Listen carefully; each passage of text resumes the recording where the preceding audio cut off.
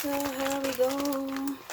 Ito yung ano natin, pork ribs para sa ating barbecue.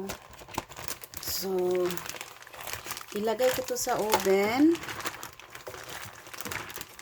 para mag-tender siya.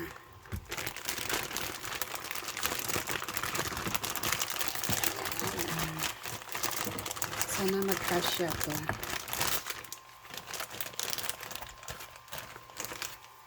Ang bango.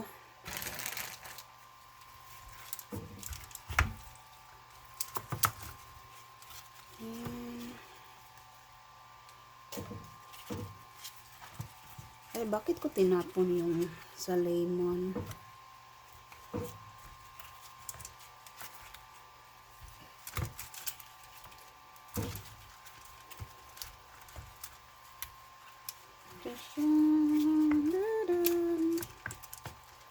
Ito lang.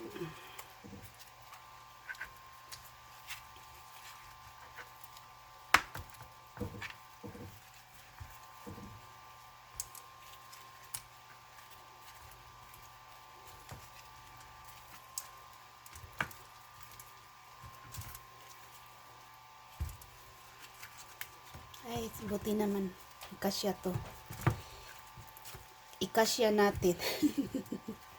Kailangang magkasya siya. Yan. Total, mag-ano naman ito eh. Yan.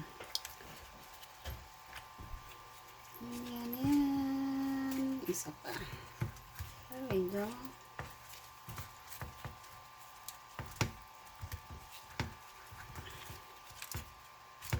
Sana hindi ako mahirapan nito kapag nakaano na to. Kasi medyo mas parang punong-puno kasi siya. So, yan. So, dalawa kasi ito.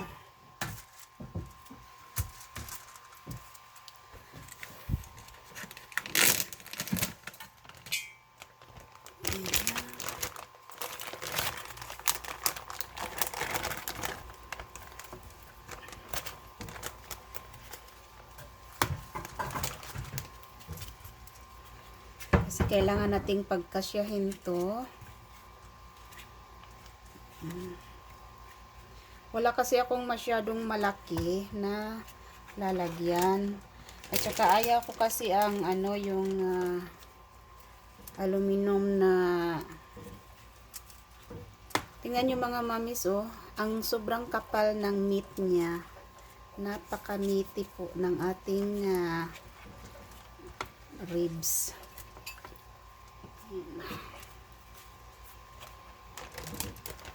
Parang hindi to magkasya sa isang ano. So, kung hindi to magkasya, wala akong choice.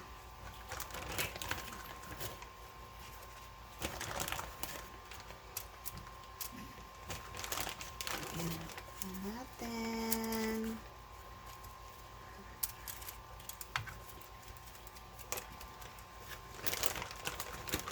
Ayan, natira pa akong isa. Total, mag-ano naman to kapag maiinita na siya. Yan. So, natira ako ditong dalawa.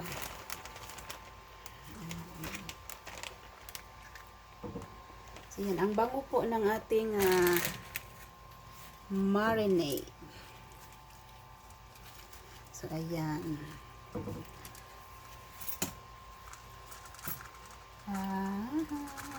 Kunin natin yung medyo manipis ang laman, tapos palitan natin ng medyo makapal. Yan. Sana maging okay lang ito. Yan. Pagkasyahin na lang natin kasi sayang eh. Yan.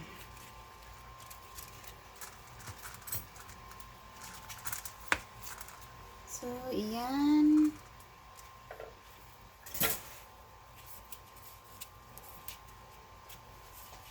Tapos ilagay natin to sa oven ng 350 degrees for about 2 hours. So, 2 oras siya na ilagay natin sa oven. Pero i-check natin na kung okay na ba yung tender niya. Tapos sa 1 hour, ibaliktad natin. Pakita ko sa inyo mamaya. Tapos, lagyan muna natin siya ng takip.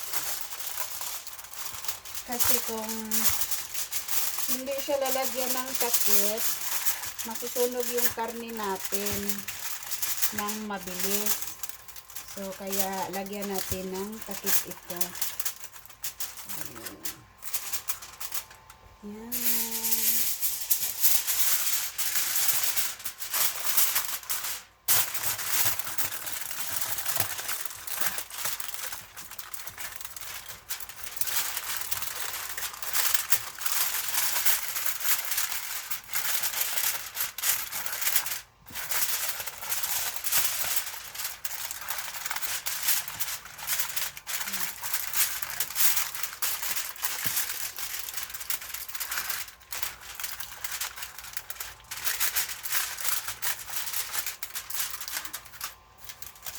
So, yan. Lagay na natin to sa oven.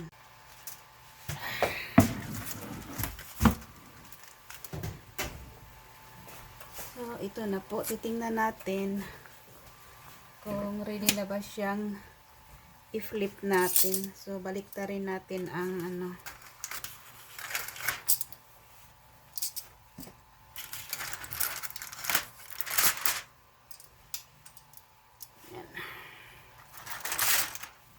So, pagbukas po ninyo ng takip nito, mag-ingat lang po kasi yung steam niya, yung init.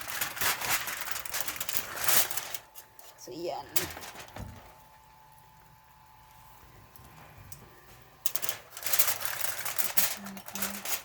So, yan. Kapag ganito, ibaliktad natin to. So, simple lang. Ganito lang na pagbaliktad sa karne. I mean, sa ribs pala. Yan.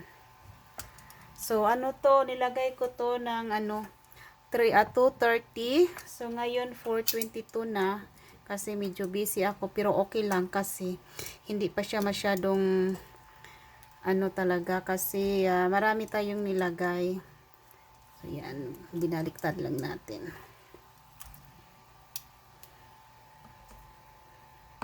So, ito na lang isa. So, ganun din.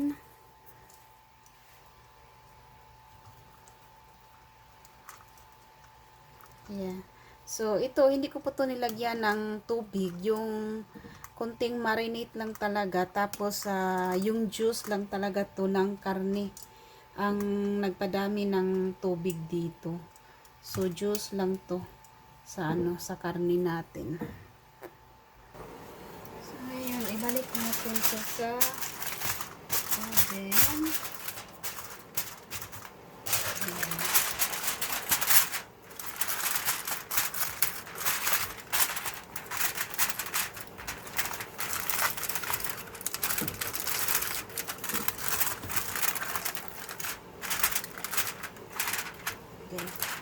Aray ko po. Ibalik na natin to sa oven.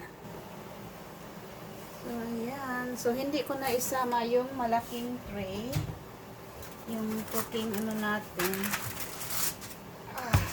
Ingat-ingat lang po para hindi maano yung juice.